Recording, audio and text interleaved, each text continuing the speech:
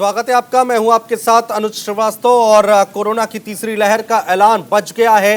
बिना travel history वाला Omicron पीड़ित अब क्या करे? तो ये तीसरी लहर से युद्ध के लिए कितने तैयार हैं हम, ये सवाल उठता है। सबसे बड़ा खतरा है। डॉक्टरों का सबसे बड़ा पैनल हमारे साथ जुड़ेगा और ओमिक्रॉन पर आपके हर सवाल का जवाब मिलेगा। तो कोरोना के नए वेरिएंट ने भारत में दस्तक दे दी है, जिसके बाद देश में ओमिक्रॉन को लेकर खौफ बढ़ गया है। कर्नाटक में ये दोनों मामले सामने आए हैं, जिनमें एक मरीज भारतीय है और दूसरा दक्षिण अफ्रीकी नागरिक बताया जा रहा है। तो अलग अलग तस्वीरें हम आपको दिखा रहे हैं। ओमिक्रॉन के 2 केस सामने आ चुके हैं और ये चिंता का विषय है।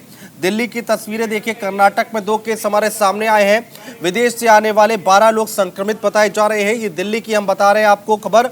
जयपुर का हाल हम आपको दिखा रहे हैं, जहां की तस्वीरें आप देख पा रहे हैं। विदेश से आने वाले 4 लोग संक्रमित हैं, एक ही परिवार के, जिसमें 2 बच्चे शामिल हैं।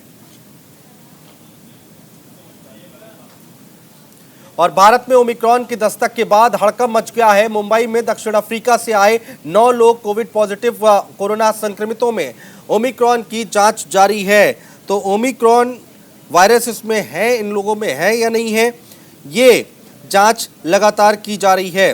तो ये बड़ी खबर हम आपको बता रहे हैं। कोरोना संक्रमित मरीज पाए गए हैं। भारत में ओमिक्रॉन की दस्तक के बाद हड़कंप मच गया है। मुंबई में दक्षिण अफ्रीका से आए 9 लोग कोविड पॉजिटिव पाए गए हैं। कोरोना संक्रमितों में ओमिक्रॉन की जांच जारी है। तो 9 लोग मुंबई में कोरोना संक्रमित बताए जा रहे हैं, जो कि दक्षिण अफ्रीका से आए थे और ओमिक्रॉन वहां पर फैला हुआ है और जिसने अब भारत में भी दस्तक दे दी है।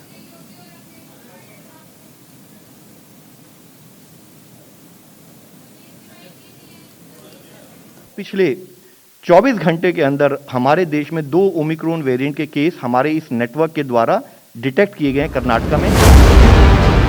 स्वास्थ्य मंत्रालय से जारी ये बयान सिर्फ बयान नहीं, बल्कि डर है, खौफ है। वो खौफ जिसे कोरोना की दूसरी लहर में पूरे हिंदुस्तान ने झेला है,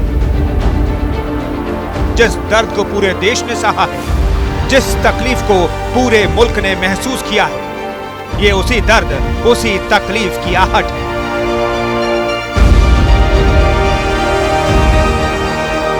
कर्नाटक में कोरोना के नए वेरिएंट ओमिक्रॉन के मरीज मिलने से पूरे देश में खौफ फैल गया है। पूरा देश सन्न हो गया है। केंद्रीय स्वास्थ्य मंत्रालय ने जानकारी देते हुए देश को बताया कि भारत में ओमिक्रॉन वेरिएंट के 2 मामले सामने आए हैं। पिछले 24 घंटे के अंदर हमारे देश में 2 ओमिक्रॉन वेरिएंट के केस हमारे इस नेटवर्क के द्वारा डिटेक्ट किए गए कर्नाटक में, जिसकी रिपोर्ट कल रात काफी लेट आई थी, जिसको हम आपके सामने रखना चाहेंगे। और वह जो 2 केस हैं उनके बारे में हम बताना चाहेंगे कि उसमें से एक केस 66 साल के एक मेल हैं, दूसरा केस 46 साल के एक मेल हैं। और जैसे कि हमारा प्रोटोकॉल है, ना कि हमारे इंसाकॉग नेटवर्क ने उसको समय पर डिटेक्ट किया, बल्कि as a protocol, as a practice जो हमारी कॉन्टैक्ट ट्रेसिंग की पद्धति भी शुरू हुई है और जितने उनके प्राइमरी कॉन्टैक्ट हैं और जितने सेकेंडरी कॉन्टैक्ट हैं उन सबको ट्रेस कर लिया गया है और उन सबकी टेस्टिंग करके उनको एज पर प्रोटोकॉल हम कोऑर्डिनेट कर रहे हैं। कोरोना के नए वेरिएंट ओमिक्रॉन ने दुनिया को फिर से दहशत में ला दिया है। नए वेरिएंट की वजह से दुनिया में प्रतिबंध लगना शुरू हो गया है। ओमिक्रॉन की खौफ की आहट दिल्ली में भी सुनाई देगी। प्रभावित देशों से आए नागरिकों में कोरोना के लक्षण मिले हैं, जिन्हें ओमिक्रॉन संदिग्ध मरीज मानकर आइसोलेट किया गया है। दिल्ली में भी ऐसे 6 संदिग्ध मिले हैं, जिन्हें एलएनजेपी अस्पताल में भर्ती करवाया गया है। नए वेरिएंट का खौफ कितना है, इसका अंदाजा इसी से लगाया जा सकता है। विश्व स्वास्थ्य संगठन ने नए वेरिएंट को लेकर दुनिया भर के देशों को आगाह किया है। आइए आपको बताते हैं WHO ने क्या कहा है। ओमिक्रॉन को वेरिएंट ऑफ कंसर्न कैटेगरी में रखा गया है।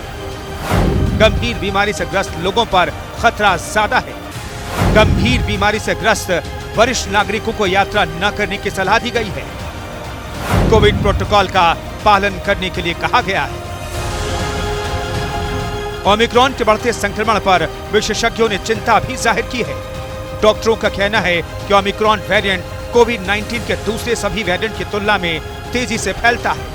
इसका म्यूटेशन दूसरे की अपेक्षा ज्यादा तेज है। नए वेरिएंट की आहट से लोग हलकान हैं। देश में फिर से दूसरी लहर जैसी नौबत ना आए, इसलिए केंद्र ने पहले से ही कमर कस ली है। एक्शन में है केंद्र सरकार। स्वास्थ्य मंत्री ने राज्यों के मंत्रियों और अधिकारियों के साथ मीटिंग की। सरकार ने रेगुलर इंटरनेशनल फ्लाइट शुरू करने पर ब्रेक लगा दिया। इंटरनेशनल पैसेंजर्स के लिए नई गाइडलाइन जारी की। प्रभावित देशों से आने वाले पैसेंजर्स का RT-PCR टेस्ट जरूरी कर दिया गया है। पैसेंजर्स को रिपोर्ट आने तक एयरपोर्ट पर ही रोका जाएगा। पैसेंजर्स को 14 दिन की ट्रैवल हिस्ट्री बतानी होगी। शुरुआती डाटा यही शो कर रहा है कि ये संक्रामक ज़्यादा है। और दूसरा, अगर हम बात करें कि हमें इसकी जो बाकी चीज़ें हैं, बाकी प्रॉपर्टीज़ है, वैक्सीन एफिकेसी वगैरह, उसके लिए अभी डेटा आना बाकी है। ओमिक्रॉन के लक्षण भी वैसे ही हैं जैसे पहले के कोरोना में थे। इसमें एडिशनल लक्षण में सिर्फ ये है कि आपके जो मांसपेशियों में दर्द ज़्यादा होगा और जो गले में खरांस जैसी, जो रिस्पायरेटरी में आपको खरांस या खांसी की जैसे जो हैवी ब्रीदिंग होगी, वो एक एडिशनल सिम्टम्स हैं। जहाँ तक हमले की बात है, वो बहुत पैनिक नहीं है। इसकी जो रेट ऑफ ट्रांसमिबिलिटी है वो काफ़ी हाई है, 6 टाइम हाई है। देश में कोरोना की दूसरी लहर का खौफ सभी के जहन में जिंदा है। देश को दोबारा पहले जैसे हालात का सामना न करना पड़े, इसके लिए सरकार भी मुस्तैद नजर आ रही है। Bureau report, news India.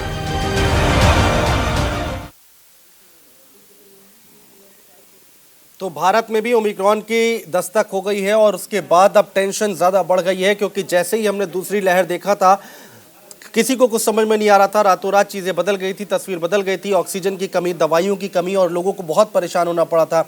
यहाँ तक कि अस्पतालों में बेड की भी व्यवस्था नहीं हो पा रही थी। और अब ओमिक्रॉन की दस्तक के बाद अब टेंशन और भी ज़्यादा बढ़ती दिखाई दे रही है। डॉक्टर स्वाति महेश्वरी हमारे साथ जुड़ गई हैं, डॉक्टर राजेश भारद्वाज हमारे साथ जुड़ रहे हैं, डॉक्टर अभिषेक शर्मा हमारे साथ जुड़ गए हैं।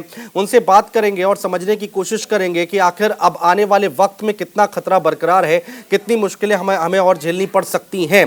डॉक्टर स्वाति महेश्वरी, डिबेट की शुरुआत में आपसे करूंगा। डॉक्टर, आप हमें समझाइए कि कितना खतरनाक है और आज की डेट में हम कहां खड़े हैं। देखिए, ये तो साफ तौर से हो गई है कि जो वायरस है ओमिक्रॉन, इसमें म्यूटेशंस जो हैं वो कहीं ज्यादा हैं। और अभी तक जितने भी हमने वेरिएंट्स देखे हैं कोविड के, उसमें इस वेरिएंट में सबसे ज्यादा म्यूटेशंस दिखे हैं। और खास तौर से जो म्यूटेशंस हैं वो स्पाइक प्रोटीन में है, रिसेप्टर बाइंडिंग डोमेन में है, जिसकी वजह से माना जा रहा है कि इसकी इन्फेक्टिविटी, कंटेजियसनेस जो है वो काफी ज्यादा बढ़ गई है, यानी ये तेजी से फैलने की क्षमता रखता है। साथ ही ये भी माना जा रहा है कि जो हमारी कुछ एंटीबॉडीज पहले से बची हुई हैं, उसको भी कुछ हद तक भेदने की क्षमता इसमें है कि ये उनको बाईपास कर सके, इवेट करे हमारी इम्यूनिटी को, चाहे वो हमें वैक्सीन से बनी हो या स्वाभाविक तौर से इन्फेक्शन के बाद बनी हो। तो ये कुछ संभावनाएं सामने दिखाई दे रही हैं। और जिस तरह से अभी बोला जा रहा है कि डेल्टा वेरिएंट, जिस तरह जिनको पहले कोविड हुआ था उनको दोबारा इन्फेक्शन डेल्टा वेरिएंट का हुआ, ऐसे लोग सामने आए। ऐसे ही माना जा रहा है कि ये जो वेरिएंट है ये भी 3 टाइम्स री इन्फेक्शन के चांसेस दिखा रहा है, यानी कि जिनको पहले कोविड हो चुका है उनको भी दोबारा कोविड होने की संभावनाएं हैं, ऐसा दिख रहा है। लेकिन अभी तक जो अच्छी बात सामने आई है वो ये है कि अभी जो केसेस सामने आ रहे हैं वो माइल्ड केसेस ही सामने आए हैं। अभी तक कहीं से भी इस तरह की जानकारी नहीं आई है कि जो इन्फेक्शन हो रहा है वो बहुत सिवियर है या घातक है या तुरंत अस्पताल भागने की जरूरत हो रही है, तुरंत ऑक्सीजन लगाने की जरूरत हो रही है। जिस तरह से हमने डेल्टा में देखा था कि डिटोरिएशन बहुत फास्ट हो रहा था, जैसे ही कोविड का पता चलता था 1-2 दिन के अंदर ही लोगों को ऑक्सीजन की जरूरत पड़ रही थी, हॉस्पिटल की जरूरत पड़ रही थी। ये चीज अभी ओमिक्रॉन के साथ नहीं दिखाई दी है। अभी तक जितनी भी जानकारी आई है उसके हिसाब से माइल्ड केसेस ही सामने आए। लेकिन डॉक्टर स्वाति, ऐसा भी हो सकता है क्या कि ओमिक्रॉन जो अभी हल्का असर दिखा रहा है, क्या वक्त जैसे जैसे बीतेगा कि उस पर कुछ बदलाव देखा जा सकता है क्या? देखिए, ओमिक्रॉन में बदलाव अब बहुत ज्यादा होने की उम्मीद नहीं है, क्योंकि इसके तो म्यूटेशन सामने आई गए जीनोमिक सैंपलिंग के द्वारा। लेकिन लोगों में ये कैसे बिहेव करेगा ये अभी हमें धीरे धीरे और पता चलेगा। देखिए, साउथ अफ्रीका में जो केसेस हैं वो यंग लोगों में केसेस हैं। यंग लोगों का इम्यूनिटी लेवल अच्छा होता है, उनमें कोमॉर्बिडिटीज कम होती हैं, तो वायरस उनमें जो है माइल्ड फॉर्म में बिहेव कर रहा है। लेकिन वहीं जब ये वायरस बुजुर्गों में जाता है या बच्चों में जाता है या ऐसे लोगों में जाता है जिनका इम्यूनिटी पहले से कॉम्प्रोमाइज्ड है, उनमें ये कैसे बिहेव करेगा ये अभी क्लियर नहीं है ठीक और है। ये आने वाले वक्त में ही क्लियर होगा। जी मैडम रहिए आप हमारे साथ। अभिषेक शर्मा डॉक्टर हमारे साथ जुड़े हुए हैं। डॉक्टर अभिषेक, आप हमें एक बार समझाइए कि आने वाले समय में इसको पूरा कैसे देखा जाए। लोग समझ पा रहे हैं, अभी नहीं समझ पा रहे हैं, इसको कैसे देखा जाए? तो जैसा कि ओमिक्रॉन वायरस का अपन देख रहे हैं कि इसकी जो इन्फेक्टिविटी है जो सेकेंड वेव डेल्टा वायरस था उससे it is more than 3 to 4 more infectious than delta. तो अपन इंडिया में ये भी इंडिया में भी और कुछ सस्पेक्टेड केसेस आए। हाँ अभी उनका कंफर्म होना बाकी है। तो जैसे हम सेकेंड वेव में थोड़ा सा कि यहाँ पे नहीं बढ़ेगा, लेकिन कैसे इसके इन्फेक्टिविटी को देखते हुए हमको पूरी सावधानी बरतना चाहिए। जो कोविड बिहेवियर उसको फॉलो करना चाहिए। अभी बहुत तेजी से बढ़ रहा है और अभी अब इसका डाटा क्लियर नहीं कि इसकी फैटिलिटी कितनी रहेगी। ये सिर्फ अफ्रीका में वहाँ पे अपने डाटा जो पिछले जितने केसेस बढ़े हैं, लेकिन चूंकि अफ्रीका में जो यंग पॉपुलेशन ज़्यादा है तो हो सकता है कि इसकी फर्टिलिटी के बारे में अभी तक साइंटिस्ट भी कंफर्म नहीं बता पा रहे हैं कि कितनी फर्टिलिटी इसकी है। तो अपने को सावधानी पूरी बरतनी, कोविड बिहेवियर को फॉलो करना है और इवन वैक्सीन और जो प्रीवियस जो कोविड पेशेंट हुए हैं उनको भी ये जो है उनमें भी कोविड जो ओमिक्रॉन वेरिएंट है उनमें भी पॉजिटिव केसेस आ रहे हैं। उसको देखते हुए हमको पूरी सावधानी बरतनी चाहिए और कोविड बिहेवियर का पालन करना चाहिए। और स्पेशली जो कोमोर्बिड पेशेंट है, डायबिटिक है, जिनको लंबे टाइम से क्रोनिक बीमारियां हैं, उनको विशेष रूप से ध्यान रखना चाहिए। लेकिन डॉक्टर अभिषेक, अभी देखिए बहुत सारे लोग जो बाहर से आए हैं, जैसे राजस्थान की अगर मैं बात कर लूं तो राजस्थान में दक्षिण अफ्रीका से 4 लोग आए हैं और एक ही परिवार के जिसमें 2 बच्चे हैं, वो कोविड पॉजिटिव पाए गए हैं। तो इसको हम कैसे समझें कि क्या उनमें ये ओमिक्रॉन है, क्या वो उसी से संक्रमित हुए हैं क्या, या फिर उनमें थोड़ा माइल्ड सिम्टम्स भी हो सकते हैं? क्या वो बाद में जांच के बाद लोग पता कर पाएंगे कि क्या है? सर ये आपका जीनोमिक सीक्वेंस होता है वायरस का। जीनोमिक सीक्वेंस से हम कंफर्म कर सकते हैं कि ये कौन सा वेरिएंट है। अच्छा। तो उसके कंफर्मेशन के लिए जीनोमिक सीक्वेंस के लिए भेजा हुआ है सैंपल। जैसे वो आएंगे उसके बाद ही वो कंफर्म कर पाएंगे ओमिक्रॉन वेरिएंट है या जो पुराना वेरिएंट चल रहा है। रही बात सिम्टम की, तो सिम्टम अभी तक तो माइल्ड केसेज हैं, कोई सीवियर केसेज अभी तक रिपोर्ट नहीं हुआ है। ठीक है, ठीक है। डॉक्टर राजेश भारद्वाज हमारे साथ लगातार मौजूद है। डॉक्टर राजेश, आप हमें एक बार समझाइए, क्योंकि देखिए जो भी बाहर से लोग आ रहे हैं उसमें बच्चे भी शामिल हैं। जैसे राजस्थान का जिक्र मैं कर रहा हूं तो उसमें 2 बच्चे शामिल हैं।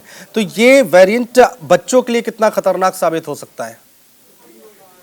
अनुज, इसमें तो बच्चों का ऐसा कोई खास ना कोई रिसर्च हुआ है, ना कोई क्लियरली बता सकते हैं बच्चे ज्यादा संक्रमित होंगे। नॉर्मली हमने देखा गया है कोरोना वायरस बच्चों को स्पेयर करता है। इस बात के लिए स्पेयर करता है क्योंकि ACE2 रिसेप्टर्स बच्चों में इमेच्योर होते हैं, प्रॉपर्ली डेवलप नहीं होते और नंबर में भी कम होते हैं। तो इसलिए वायरस बच्चों के ऊपर जो काबू पाना चाहिए वो कम काबू पाता है और पूरी तरह से हमला नहीं कर पाता, अडल्ट्स पे करता है। और वैसे भी बच्चे हेल्थी होते हैं, कोमॉर्बिड कंडीशंस, डायबिटिक नहीं है, एक्टिव लाइफ लीड करते हैं।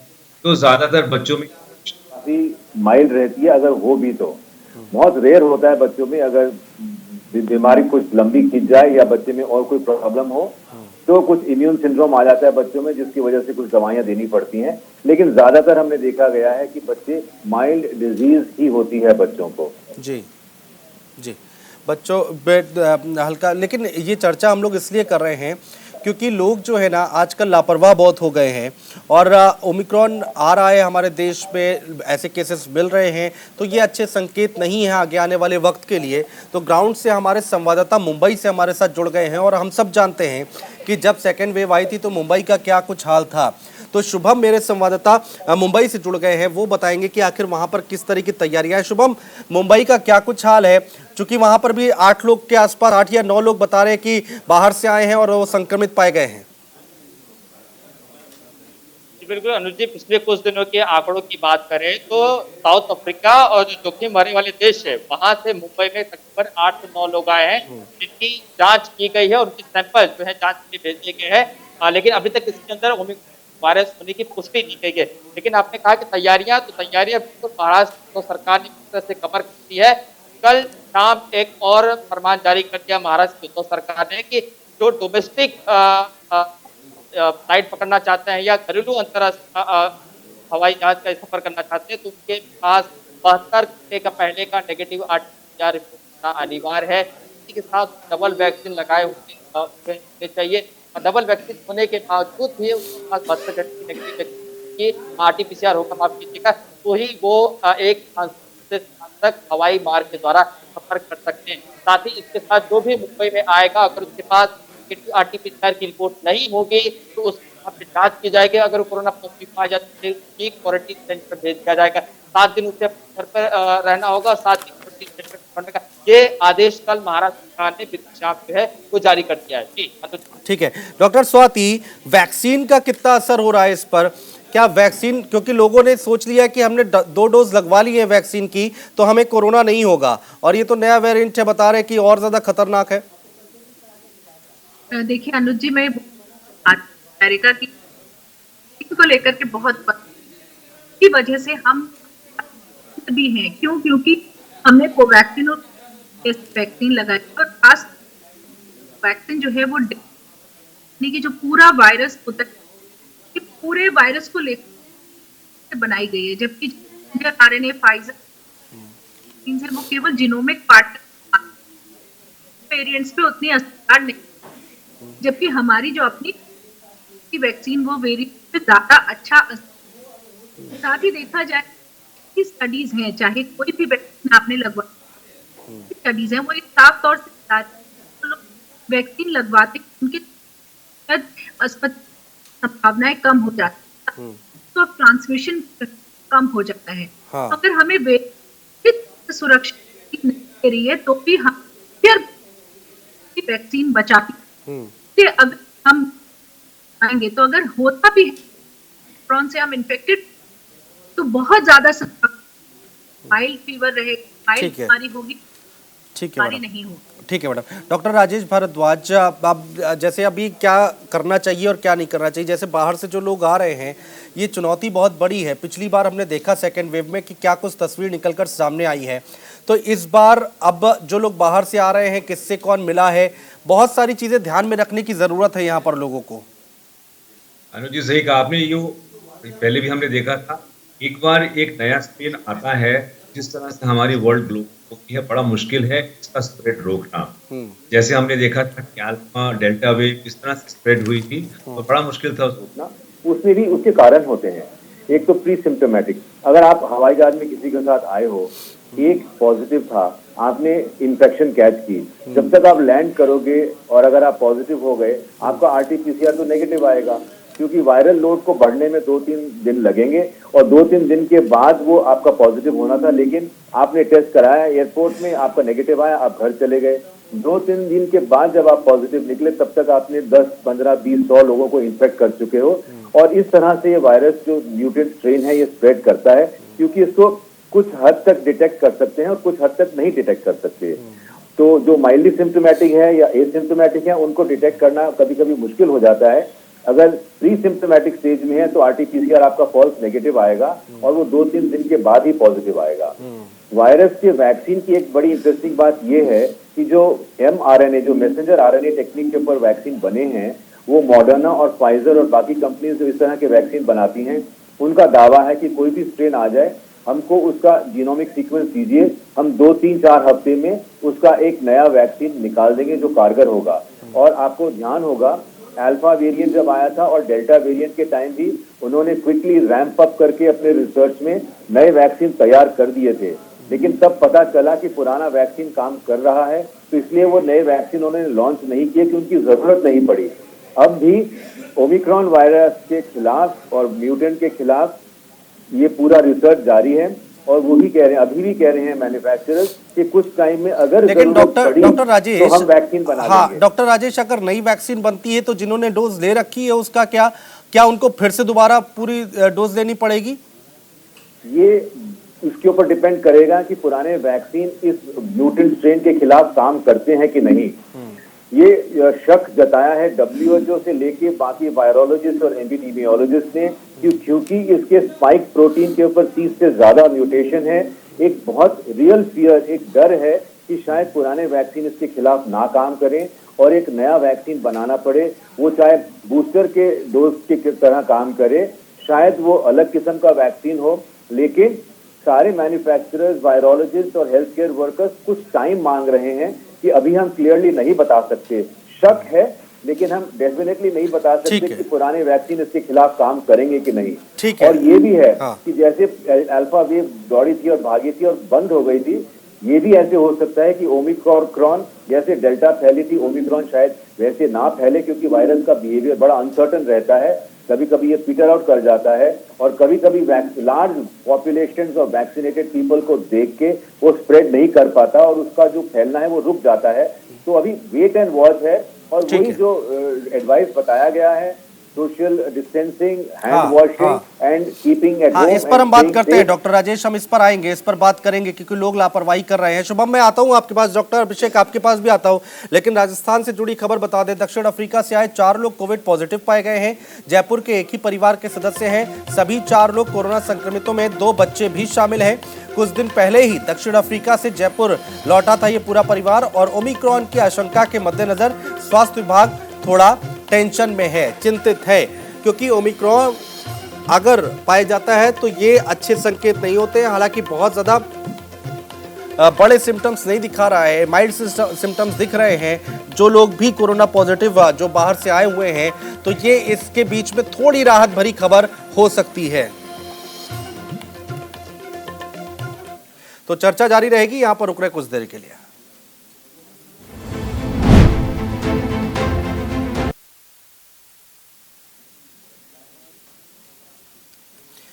तो लगातार हम चर्चा कर रहे हैं कि कोरोना के नए वेरिएंट ने भारत में दस्तक दे दी है और ये कितना खतरनाक हो सकता है इसकी कल्पना भी कोई नहीं कर सकता, क्योंकि दक्षिण अफ्रीका से जो लोग भारत आ रहे हैं उनमें कोरोना पॉजिटिव लोग पाए गए हैं। तो कोरोना के नए वेरिएंट के संक्रमण के मामले सामने आने पर देश में सतर्कता बढ़ा दी गई है। महाराष्ट्र से मध्य प्रदेश और दिल्ली से लखनऊ तक सरकारें अलर्ट पर हैं। लोगों को आगाह किया गया है कि गाइडलाइंस का पालन करें और लापरवाही ना बरतें।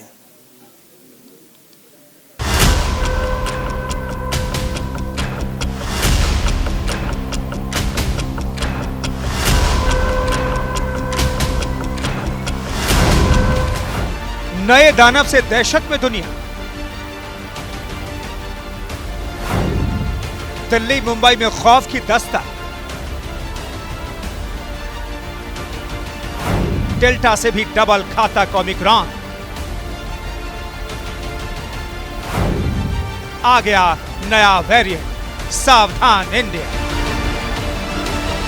कोरोना के नए दानव की दस्तक के बाद देश में दहशत का माहौल है, क्योंकि देश कोरोना को लेकर पहले ही 2 लहर झेल चुका है और नए वेरिएंट की दस्तक के बाद देश में तीसरी लहर की आहट सुनाई दे रही है। ऐसे में राज्य सरकारों ने कमर कस ली है। कोरोना के नए वेरिएंट को देखते हुए राज्य ने गाइडलाइन जारी की है। राज्यों ने जारी की सख्त गाइडलाइन। महाराष्ट्र, प्रभावित देशों से आने वाले यात्रियों के लिए 7 दिन का क्वारंटीन जरूरी। यात्रियों के लिए दूसरे, चौथे और 7वें दिन RT-PCR टेस्ट कराना जरूरी। टेस्ट नेगेटिव आने के अगले 7 दिनों तक होम क्वारंटीन में रहना होगा। बिना जोखिम वाले देशों से आने वालों का भी एयरपोर्ट पर RT-PCR टेस्ट जरूरी। रिपोर्ट नेगेटिव होने के बाद भी एहतियातन 14 दिन होम क्वारंटीन ही रहना होगा। कर्नाटक, विदेश से आने वाले यात्रियों का एयरपोर्ट पर RT-PCR टेस्ट जरूरी। सूबे में आने वाले लोगों का 7 दिनों तक होम क्वारंटीन जरूरी। प्रभावित देशों से आने वाले लोगों के एयरपोर्ट पर RT-PCR टेस्ट होगा। ओमिक्रॉन से संक्रमित लोगों के इलाज के लिए LNJP में विशेष वार्ड तैयार। जम्मू और कश्मीर, जोखिम वाले देशों से आने वाले यात्रियों की पहचान की जाएगी। एयर सुविधा पोर्टल के डेटा के आधार पर लोगों को खोजा जाएगा। उत्तराखंड, राज्य की सीमाओं पर रैंडम टेस्टिंग, ट्रेसिंग और होम आइसोलेशन, मॉनिटरिंग टीमें फिर सक्रिय। स्कूल और शादियों में जमावड़े पर सरकार ने सख्ती लगाई। शादी में अधिकतम 200 लोगों को शामिल होने की इजाजत। 50% क्षमता के साथ स्कूल खोलने के निर्देश। मध्य प्रदेश, यात्रा से पहले टेस्ट नहीं कराने वाले यात्रियों का RT-PCR टेस्ट जरूरी। हमने यह डायरेक्शन इशू की है, यह एडवाइजरी इशू की है कि जो कंट्रीज एट रिस्क हैं वहां पर 72 घंटे से पहले वाले टेस्ट के अलावा भी अगर कोई यात्री वहां से आते हैं तो उनको कंपलसरी आरटीपीसीआर टेस्टिंग एयरपोर्ट पर करानी पड़ेगी, और अगर उनका रिजल्ट पॉजिटिव आता है तब क्लिनिकल मैनेजमेंट प्रोटोकॉल के द्वारा उनका इलाज किया जाएगा और उसके साथ ही उनका सैंपल जीनोमिक सीक्वेंसिंग के लिए भेजा जाएगा कि कहीं उसमें ओमिक्रॉन वेरिएंट तो नहीं है। ओमिक्रॉन के बढ़ते खौफ के बीच सीरम इंस्टीट्यूट ने सरकार से बूस्टर डोज की इजाजत मांगी है, क्योंकि दुनिया के कई देशों ने बूस्टर डोज देना शुरू कर दिया है। जानकारी के मुताबिक सीरम इंस्टीट्यूट ने देश में वैक्सीन के पर्याप्त स्टॉक और नए वेरिएंट सामने आने के बाद बूस्टर का हवाला देते हुए ड्रग रेगुलेटरी से मंजूरी मांगी है। इस मामले पर जब नीति आयोग के सदस्य वीके पॉल से पूछा गया तो उन्होंने कहा कि रिसर्च जारी है और उसी आधार पर फैसला लेंगे। आपको बता दें कि दक्षिण अफ्रीका से उठा ओमिक्रॉन का दानव धीरे धीरे पूरी दुनिया को अपनी गिरफ्त में ले रहा है। अब तक नए वेरिएंट की 29 देशों में पुष्टि हो चुकी है। दुनिया के कई देश ओमिक्रॉन की जद में हैं, तो वहीं 2 मामले सामने आने के बाद अलार्म बज चुका है। Bureau report, news India.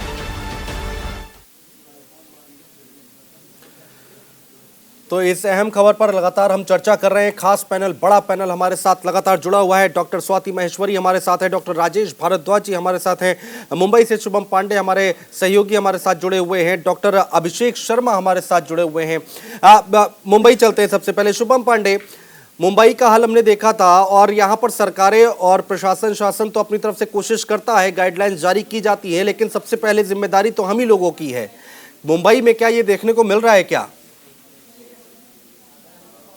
बिल्कुल, देखिए मुंबई के कुछ इलाकों में लोग मास्क पहनते दिखाई दे रहे हैं, लेकिन कुछ ऐसे इलाके भी हैं जहां पर सोशल डिस्टेंसिंग और लोगों के चेहरे पर मास्क बिल्कुल भी नहीं दिखा रहे। जैसे मुंबई का धारावी हो या मुंबई का जो स्लम इलाका हो, वहां पर लोग बिना मास्क के चेहरे घूम रहे हैं। हालांकि बीएमसी ने मार्शल तैनात कर दिए, उसकी संख्या बढ़ा दी है कि लोग जो मास्क नहीं पहनते उनके ऊपर फाइन मारा जाए, उनसे 200 का दंड वसूला जाए। लेकिन ऐसे भी इलाके हैं जहां पर लोग अभी तक वैक्सीन नहीं लगवाए हैं, मास्क नहीं पहने हैं। मुंबई के ऐसा समुदाय की बात करें, जो अल्पसंख्यक लोग हैं वो अभी तक वैक्सीन भी नहीं लगवाए हैं, जिसके लिए महाराष्ट्र सरकार ने सलमान खान का भी सहारा लिया था कि उससे अपनी तरह की वैक्सीन लगवा। तो ऐसे कई सारे इलाके हैं मुंबई में जो वहाँ पर लोग अभी भी वैक्सीन नहीं लगवाए हैं, मास्क नहीं पहने हैं। वो कहते हैं कि हमको कोरोना नहीं हुआ तो वैक्सीन नहीं लगवाएंगे। तो देखा जाए कि मुंबई में 50-50 के फॉर्मूले पे जो है इस पर काम हो रहा है। 50% लोग नियमों का पालन कर रहे हैं, 50% लोग जो है नियमों का उल्लंघन भी करते हुए नजर दिखाई दे रहे हैं। जी डॉक्टर अभिषेक, जब सेकेंड वेव आई थी तो जिन लोगों को बहुत पहले से प्रॉब्लम थी, लीवर की, किडनी की, हार्ट की प्रॉब्लम थी, उनके लिए बहुत घातक साबित हुआ था। तो इस बार आप क्या तस्वीर देखते हैं? जैसे ओमिक्रॉन जब सेकेंड वेव में नहीं सुनती हो, इवन फर्स्ट वेव में भी जो कॉम्पर मोर्टेलिटी में ज़्यादा थी, सीवियर और एज फैक्टर भी अपने में जो डायबिटिक है, क्रॉनिक किडनी डिजीज जिनको या कोई भी बीमारी जिनको चल रही है, उनमें वायरल जो इन्फेक्शन सीवियरिटी में जाता, तो उन जो सावधानी रखनी सब अगर नहीं क्योंकि एंटीबायोटिक आपको डेफिनेटली उससे इम्यूनिटी। आवाज़ थोड़ी सी आपकी कट भी रही है, हम कोशिश करेंगे कि आपकी आवाज़ हम तक प्रॉपर पहुंचे और साफ हमें सुनाई दे। डॉक्टर स्वाति, आप पिछली बार से और इस बार में आप क्या फ़र्क देखती हैं, क्या कुछ चेंजेस देखती हैं और किन किन बातों का, कुछ अलग बातें हैं क्या जिनका ख्याल रखना बहुत ज़रूरी है? देखिए अनुज जी, मैं ये कि जो पहली और दूसरी बात था वैसा नहीं होना। अब हम प्रिपेयर्ड ज्यादा, राज्य सरकार ने तीसरी और खासतौर से बच्चों के लिए भी काम, बच्चों में ज्यादा इन्फेक्शन हो, वेंटिलेटर्स हो, तो सरकार आज ज्यादा प्रिपेयर्ड है। साथ ही अगर आप देखें तो 1 करोड़ के आसपास वैक्सीनेशन है। दूसरी लहर में इस तरह के आफत, ये भी एक बात है कि हम भारत में कर चुके हैं। साथ ही जो हमारे सीरो सर्वे उनका कि काफी ज्यादा इन्फेक्शन, सब क्लिनिकल इन्फेक्शंस भी हुए हैं, जिसकी वजह से नेचुरल लोगों के अंदर डेवलप, उसका भी हमें कुछ अब इस लहर में मिल। साथ ही मैं बोलूँ कि लोग भी शहर में जो हमने हर देखा है, हर कोई कष्ट से गुजरा है। तो ख्याल से लोग भी इस समझेंगे कि अगर ये वायरस आता है और हम लोग इस कंट्रोल नहीं किया, की खबर आपने दिखाई कि राज्य सरकारें भी सार्वजनिक समारोह हो रहे हैं, थोड़ा थोड़ा अंकुश कर रही है ताकि लोगों में भी मैसेज जाए कि अभी कोरोना खत्म नहीं हुआ है, भारत से तीसरी लहर आ सकते हैं, तो हम सतर्क होकर चलेगा। हम घबराए नहीं, लेकिन हम सतर्क रहे जरूरी है। तो ये मेरे ख्याल से लोग भी शायद बात को समझेंगे। अब सीरियसली मास्क लगाना हम सबके लिए बहुत ज्यादा जरूरी हो गया, क्योंकि पिछले कुछ महीनों में भारत में नहीं था, तो आपने देखा मास्क को लगाना कभी लगाते हैं या नहीं लगाते हैं, तो ये चीज भी अब हमें दुरुस्त करने की जरूरत होगी कि हम जब भी बाहर निकले मास्क लगा कर निकले, सामाजिक दूरी है उसका ध्यान रखें और लोग फील रहे, भीड़ में कम से कम जाए। ठीक है डॉक्टर राजेश भारद्वाज, जो यहाँ पर डॉक्टर स्वाति कह रही हैं इन बातों का ख्याल रखा जाए, लेकिन जब सेकेंड वेव आई थी बहुत सारे ऐसे लोग थे जिनको मैं पर्सनली भी जानता था, वो बाहर नहीं निकल रहे थे, घर में ही कैद थे, लेकिन उन तक कोरोना पहुंच गया था। तो ऐसी स्थिति में क्या किया जाए?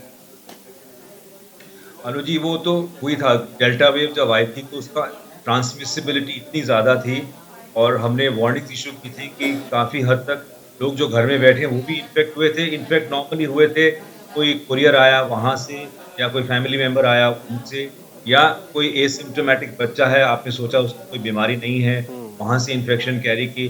तो नॉर्मली इट वाज आइदर और फ्रॉम सम फैमिली मेम्बर जिनसे इन्फेक्शन उनको हुई थी। इस बार हम यही बता रहे हैं, वायरस नहीं पता है।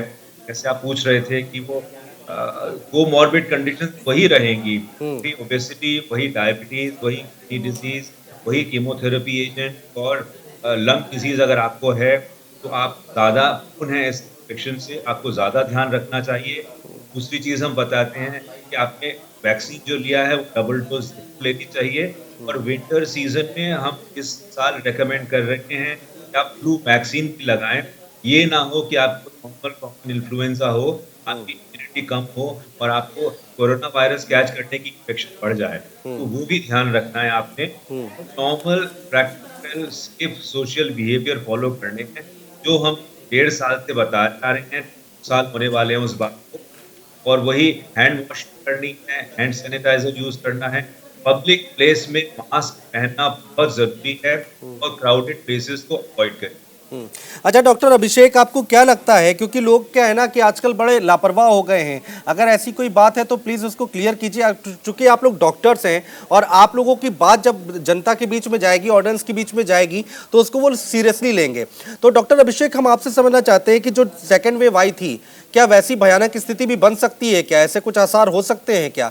मैं भविष्यवाणी करने के लिए नहीं कह रहा हूँ, लेकिन यहाँ पर समझना चाहता हूँ आपसे। डाटा अभी वैसे तो क्लियर नहीं है कि डाटा अभी इसकी फर्टिलिटी रेट कितनी होगी, लेकिन जिस हिसाब से इसका इन्फेक्शन बढ़ रहा है तो हमको सावधानी तो पूरी रखनी चाहिए, क्योंकि डेल्टा वेव में शुरू में यही हुआ था कि भाई अभी केसेस बहुत कम है, एकदम से वो जो है काफी तेजी से मिला, नंबरों के इतने ज्यादा हो गए कि सारे रिसोर्सेज हमारे शॉर्ट पड़ने लगे। तो उसी प्रकार इस वेव का जो इन्फेक्टिविटी बहुत ज्यादा है, तो इसलिए सावधानी तो हमको बरतनी है। और चूंकि वैक्सीनेटेड और प्रायर जो कोविड पेशेंट है उनमें भी ये हो रहा है, तो कोमॉर्बिड जो पेशेंट है उनमें आपको विशेष ध्यान रखना चाहिए और वैक्सीनेशन हमको करवाना ही चाहिए, ताकि जितना अगर एंटीबॉडी तो जितना ज्यादा रहेगा उतना हमको प्रोटेक्शन जो है उतना ही ज्यादा मिलेगी। तो हमको हमेशा कोविड वेव का पालन करना चाहिए। कोविड खत्म नहीं हुआ है अभी, लोगों को यही वो है संदेश हमारा कि कोविड खत्म नहीं हुआ है, ये तीसरी वेव की दस्तक हो सकती है इंडिया में, क्योंकि कुछ केसेज हमारे इंडिया में मिले हैं। ठीक है शुभम, बहुत सारी चीज़ें हमने देखी थी, लोगों को दवाइयाँ नहीं मिली थी पिछली बार, लोगों को ऑक्सीजन नहीं मिले, बेड नहीं मिला। इस बार की तैयारी क्या सरकार ने कर रखी है पूरी? बिल्कुल, दूसरी लहर में जिस तरह सबके सामने आई, की कमी दिखी, अस्पतालों में बेड की कमी दिखी, इसकी सबक मिलने के बाद अब महाराष्ट्र सरकार जो है एक बार पहले से तैयारी कर, जो कोविड सेंटर बंद कर चुके थे उसे दोबारा किए गए हैं, ताकि ऑक्सीजन की जो प्लांट की कमी पूरा कर लिया गया। महाराष्ट्र सरकार दावा कर रही है कि उनके पास पर्याप्त ऑक्सीजन है और अगर कम पड़े तो से मांग सकती है, लेकिन दावे किए जाते हैं जब परीक्षा की घड़ी आती है तो वहाँ पर सरकारें फेल हो जाती है। हालांकि भारत सरकार दावा कर रही है कि दूसरी लहर और जैसे जो क्या है वो इस बात की लहर मुंबई और महाराष्ट्र में नहीं बनने देंगे। क्योंकि पहले से सतर्क हो चुकी है, महाराष्ट्र सरकार सतर्क हो चुकी है, आरटीपीसीआर के जो टेस्ट वो बढ़ा दिए, कोरोना के टेस्ट बढ़ा दिए। भारत सरकार लोगों से अपील कर रही है कि आप वैक्सीन लगवाइए, क्योंकि आज भी मुंबई का एक तबका जो है आज भी वैक्सीन नहीं लगवाया है। ऐसे लोगों को कहा जा रहा है पहली वैक्सीन लगवाई, दूसरी वैक्सीन अभी तक नहीं लगवाई जा रही, उनके घर घर जाएगी और लोगों को आप वैक्सीन लगवाइए, क्योंकि पहले वैक्सीन नहीं लगवाए थे। कहीं न कहीं महाराष्ट्र का तैयारी कर रही है, लेकिन जब परीक्षा की घड़ी आती है तो सरकारें वहाँ पर फेल हो जाती है। कि हमने दूसरी लहर में देखा तो सरकार ने बड़े दावे तो किए, लेकिन इसी तरह से नाकामी जो है तो सरकार को देखते इस बार तैयारियां जो है इस महाराष्ट्र तो सरकार ने कर तो ली है, देखना होगा कि परिस्थितियां आएंगी या परीक्षा की जाएगी सफल होगी। बिल्कुल डॉक्टर स्वाति, सेकेंड वेव में तो हमने देखा था किसी को छींक भी आ जा रही थी वो जाकर कोरोना का टेस्ट करा ले रहा था, लेकिन अभी क्या है ना कि लोग थोड़े से आश्वस्त हो गए हैं कि अब डोज भी लगवा ली है, वैक्सीन भी लगवा ली है, ये नॉर्मल वायरल भी हो सकता है और वो घर पे ही अपना इलाज कर रहे हैं, अपनी दवाइयाँ ले रहे हैं, जो एंटीबायोटिक ली जाती है या फिर कुछ और ली जाती है, बुखार के लिए डोलो ली जाती है। तो यहाँ पर क्या लोग समझ भी नहीं पा रहे हैं क्या? देखिए डेफिनेटली एक बार वैक्सीनेशन आप करा लेते हो, आपको इन्फेक्शन होता है, जो क्लिनिकल पिक्चर होती है वो भी चेंज होती है। पहले अनवैक्सीनेटेड उनमें फ्लोन दिखाई देते हैं, कोरोना संक्रमण लगती है, उनमें माइल्ड सिम्टम्स ही दिखते हैं और किसी भी और वायरस। लेकिन मैं क्योंकि अब दोबारा जो वेरिएंट है उसने दस्तक दे दी है, यहाँ पर तो जरूर लोग चाहूंगी कि दो चीजों का खास ध्यान रखें कि अगर किसी को भी बाकी लक्षण दिखाए तो आप बाकी परिवार को आइसोलेट कर लीजिए, ताकि आप ये परिवार के बाकी लोगों को पास माइल्ड इन्फेक्शन होगा जरूरी, घर के बच्चे हैं, बुजुर्ग फीमेल है, उन लोगों का नहीं होता है तो जरूरी नहीं तो उतना ही माइल्ड से पहले तो उनको दूसरा ये है कि किसी भी डॉक्टर से संपर्क करना ही ताकि आपके समझ पाए कि क्या यानी आपको कब टेस्ट क्या दवा शुरू करने खुद से इलाज ना करें रहेगी, क्योंकि हम हमारे भारत में दवा ले बिल्कुल, थोड़ी आवाज़ डिस्टर्ब हो रही है मैडम आपकी। डॉक्टर राजेश भारद्वाज, यहाँ पर देखिए सरकारें हर एक आदमी के पीछे एक आदमी तो लगा नहीं सकती है कि आप घर से निकल रहे हैं तो डिस्टेंस मेंटेन करके रखिए, मास्क लगाइए, सैनिटाइजर का इस्तेमाल कीजिए, और सबसे बड़ा इलाज तो पहले यही है, बचाव सबसे बड़ा यही है। लेकिन लोग जो है ना वो अभी लापरवाही बरत रहे हैं। आप मार्केट में निकल जाइए, कहीं भीड़ भाड़ वाले इलाके चले जाइए, मास्क तक नहीं लगा रहे हैं। चूँकि आप डॉक्टर हैं, आप अगर उनको समझाएं या बताएं उसके बारे में तो शायद ज़्यादा बेहतर होगा। अनुज जी, मैं आपके चैनल के जरिए अगर ये इन्फॉर्मेशन देना चाहूँ, ओमिक्रॉन भी आएगा, ओमिक्रॉन बढ़ेगा, लेकिन कोविड गया नहीं है, कोरोना वायरस शांत नहीं हुआ है। हमने वैक्सीन लगाया हुआ है, लेकिन फिर भी ये देखा हमने वैक्सीनेटेड लोगों को भी बीमारी फैल रही है। तो ये बहुत ज़रूरी है लोगों को समझना, अगर ज़रूरी काम हो तभी घर से बाहर निकलना है, जहाँ तक हो सके अपने घर पे रह के घर से काम करना है। अगर बाहर जाना पड़े तो क्राउडेड प्लेसेस को अवॉइड करना है। अगर पब्लिक ट्रांसपोर्ट और क्राउडेड प्लेस अवॉइड नहीं कर सकते तो हमेशा प्रॉपर मास्क पहनना है, जो 3 प्लाई मास्क होना चाहिए, और हाथ में हैंड सैनिटाइजर होना चाहिए, ताकि अगर कोई इन्फेक्टेड चीज आपने टच की तो आप अपने हाथ को क्लीन कर सकें। घर वापस आके साबुन पानी से अच्छी तरह से हाथ धोने हैं, कम से कम 20 सेकंड के लिए, ताकि आप सैनिटाइज हो सकें। बहुत सारे ऐसे लोग हैं कि कोरोना हो जाएगा तब अपना इम्यून सिस्टम हम अच्छा कर लेंगे, तो उनके लिए क्या सलाह है डॉक्टर? सलाह तो सबसे सामने ये प्रोग्राम बता रहा है, उनकी सलाह तो ये प्रोग्राम है। ये अगर वेरिएंट बदल गया तो आपकी पुरानी इन्फेक्शन काम ही नहीं आएगी, आपको फिर दोबारा इन्फेक्शन आनी पड़ेगी। तो वेरिएंट बदल जाएगा तो पुरानी इन्फेक्शन तो आपके काम आएगी ही नहीं।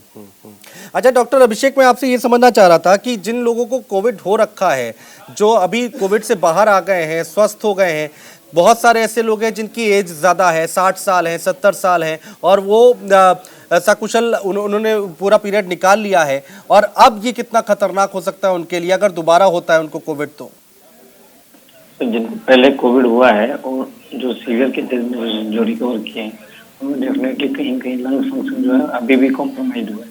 जिनको बोलते हैं ILD, पोस्ट कोविड ILD, कई पेशेंट को सांस की दिक्कत में बनी हुई है, तो उनकी इम्यूनिटी डेफिनेटली जो लंग कैपेसिटी वो कम हुई है। तो ऐसे लोगों को विशेष ध्यान रखना चाहिए जो पहले से रिकवर किए, क्योंकि जो ओमिक्रॉन वेरिएंट है, जो पहले जो जिसको कोविड हुआ या वैक्सीनेटेड होगा उनमें भी हो रहा है, तो उनको विशेष ध्यान रखना है। और जो कोमोर्बिड केसेस हैं, जो इनकी एज ज्यादा है, जिनको पहले से लंग की पहले से बीमारियां हैं, जिनको कोविड भी हुआ है, उनको विशेष ध्यान रखें और जो कोविड भी उसका पालन करें, कोशिश करें कि जरूरी काम हो तो ही घर से बाहर जाएं। डॉक्टर स्वाति, बहुत सारे ऐसे लोग हमने देखे हैं जिनकी एज ज़्यादा है और कोविड होने के बाद हमने देखा उसका असर बहुत दिन तक देखने को मिला है। आज तक हम देखते हैं जैसे बाल झड़ना, बहुत सारे लोग देखा है मैंने कि आधे आधे गंजे हो गए और उसके बाद अगर कुछ दूर चल देते हैं वो, तो उनको अभी हाफने लगते हैं, वो उतनी कैपेसिटी नहीं रह गई है। तो ऐसे समय में कितना खतरनाक साबित हो सकता है उनके लिए? देखिए, लॉन्ग कोविड हमने खास तौर से देख तरह तरह की में तक चल रही है, शायद उन परेशानियों से जूझ स्थिति में आपका इम्यूनिटी, जिन लोगों को भी पहले से उनका भी इम्यूनिटी लेवल केवल कोविड ही नहीं, तो उनके लिए वो ज्यादा भावनाएं रहती हैं। क्योंकि डॉक्टर स्वाति, आपकी आवाज़ साफ नहीं आ रही है और हम आपको साफ साफ सुन नहीं पा रहे हैं। हम कोशिश करेंगे कि ऑडियो सही हो। डॉक्टर राजेश, मेरा आपसे यही सवाल है कि जो लोग पहले इस तरह से परेशान हो चुके हैं और अभी तक उनका असर दिख रहा है, ओमिक्रॉन हमारे सामने है, तो उनके लिए कितनी बड़ी परेशानी है? अनुज जी, जो डॉक्टर स्वाति कह रही थी वो लॉन्ग कोविड के बारे में बात कर रही थी। लॉन्ग कोविड, जिसको हम लॉन्ग हॉलर्स भी कहते हैं, धीरे धीरे हमने रियलाइज किया है और स्टडीज ने बताया कि 10 से 20%, कुछ शहरों में या कुछ स्टडीज में अप टू 50% लोगों को लॉन्ग कोविड होता है। लॉन्ग कोविड में लंग में प्रॉब्लम होती है, ब्रेन में प्रॉब्लम होती है, जिसको ब्रेन फॉग कहते हैं हम। कभी कभी हार्ट में प्रॉब्लम हो सकती है, जैसे कार्डियक एरिथमियाज या कार्डियोमायोपैथी, और वैस्कुलर सिस्टम और कोएगुलोपैथी में प्रॉब्लम हो सकती है। इन सब चीजों को ध्यान रखते हुए हम लॉन्ग हॉलर्स या लॉन्ग कोविड वालों को अंडर सर्वेलेंस रखते हैं। जरूरत पड़ी तो उनके टेस्ट कराते हैं, डी डाइमर वगैरह और CRP, और साथ में CT चेस्ट कराते हैं हर 6 महीने, पता करने के लिए कि कितना इम्प्रूव कर रहे हैं। हाँ, सही कह रहे हो आप। 2 चीजें हैं, एक तो किसी को अगर कोविड हुआ हो तो उनको सेकेंड इन्फेक्शन में ज्यादातर अगर हुई भी तो माइल्ड होती है इन्फेक्शन, बिकॉज कुछ ना कुछ एंटीबॉडीज बनी होती हैं। हाँ। लेकिन आपका सवाल है कि जिन लोगों को सीरियस बीमारी थी, जिनको हम लॉन्ग कोविड या लॉन्ग हॉलर्स कहते हैं, उनमें अगर लंग की कैपेसिटी लो है या ऑलरेडी कार्डियक प्रॉब्लम है या कोएगुलेशन प्रॉब्लम है, तो उनको सीरियस स्थिति हो सकती है। हाँ डॉक्टर राजेश, लेकिन मैंने इसलिए भी पूछा ये क्योंकि बहुत सारे ऐसे लोग थे जिनका ऑक्सीजन लेवल बहुत कम हो गया था और बहुत हैवी डोज दवाइयाँ चली थी, और अगर दोबारा उनके साथ ऐसा होता है तो वो हैवी डोज दवाइयाँ फिर लेनी पड़ेंगी, तो इस पर बॉडी पर भी असर पड़ेगा क्या? अनुज, इसमें आपको मैं बताऊं, फर्स्ट ऑफ ऑल तो जो दवाइयाँ लोगों ने दी थी, जो घरों में बैठ के एंटीबायोटिक खाए थे, वो गलत किया था। कोई एंटीबायोटिक का रोल नहीं है। अब जो इतना रिसर्च हो गया है, WHO कहती है, ICMR कहती है, सब कह रहे हैं एंटीबायोटिक जो हमने घर में बैठे खाए थे उनका कोई रोल नहीं है। नंबर 2, कोविड में दवाइयाँ स्टेज्ड मैनर में दी जाती हैं। अच्छा। जैसे इनिशियल स्टेज में खाली सिम्टोमेटिक रिलीफ, खांसी के लिए खांसी की दवाई, हाँ। और उसके बाद जब सेकेंड फेज आता है, जब बॉडी इम्यून अपना अटैक लॉन्च करती है, तो उसमें डेक्सामेथासोन या किसी सिस्टमिक स्टेरॉइड का ओनली अंडर मेडिकल सुपरविजन आता है। सबसे अच्छी खबर ये है कि फाइजर ने और मर्क ने 2 नए मॉलिक्यूल लॉन्च किए हैं। मर्क का मॉलिक्यूल FDA अप्रूव्ड हो गया है, फाइजर का UK ने अप्रूव किया है, और बाकी FDA अप्रूवल की वेट कर रहे हैं। ये दोनों प्योर एंटीवायरल हैं जो कोविड के खिलाफ काम करते हैं। ये हॉस्पिटलाइजेशन रोकते हैं, डेथ रोकते हैं, और फाइजर के मॉलिक्यूल ने 90% हॉस्पिटलाइजेशन रोका है। If you take this from 3 to 5 days of contracting the disease. अगर आप इन्फेक्शन हुए हैं, अगर आप 3 से 5 दिन में ये मॉलिक्यूल लेते हो, तो आपको हॉस्पिटलाइजेशन के चांसेस प्रैक्टिकली निल हो जाते हैं। और फाइजर ने यूनाइटेड नेशन को अश्योर किया है कि पेटेंट वेवर करेंगे ताकि थर्ड वर्ल्ड कंट्रीज और पुअर कंट्रीज इस मॉलिक्यूल को एट कॉस्ट खरीद सकेंगे। जी, बिल्कुल, बहुत शुक्रिया डॉक्टर स्वाति महेश्वरी, बहुत शुक्रिया डॉक्टर राजेश भारद्वाज, शुभम आपका शुक्रिया, अभिषेक डॉक्टर अभिषेक आपका बहुत शुक्रिया। तो ये तमाम बातें जो हमने आज डॉक्टर से की हैं वो आपको कहीं ना कहीं मदद ज़रूर करेंगी आगे आने वाले वक्त में, लेकिन इन सब के बीच में बड़ा सवाल यही है कि क्या यहाँ पर सेकेंड वेव वाली स्थिति फिर से ना पैदा हो जाए, वही हालात फिर से ना पैदा हो जाए। यहाँ पर सबसे ज़रूरी है हमें सतर्क रहना, सावधान रहना। आप घर से बाहर निकले तो सावधानी से निकले, नहीं तो अपने घर में ही रहें। बहुत ज़्यादा ज़रूरी काम ना हो तो घर में ही रहें, मास्क लगा के रखें, हाथ बार बार धोएं और सैनिटाइजर का इस्तेमाल ज़रूर करें। फिलहाल हमारी इस खास पेशकश में इतना ही। आप बने रहिए न्यूज़ इंडिया के साथ।